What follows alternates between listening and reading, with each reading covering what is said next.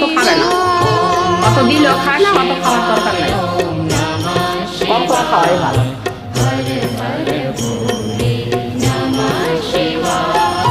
অনেক শিষ্য আছে, অনেক শিষ্যর বাড়ি গিয়ে গিয়ে খায়, বড় বড় শিষ্য আছে।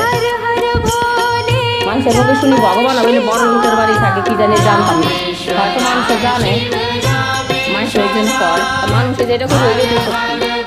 ভগবান বলে মানুষকে মানুষ দেখে মুখ দেখে ভালোবাসে।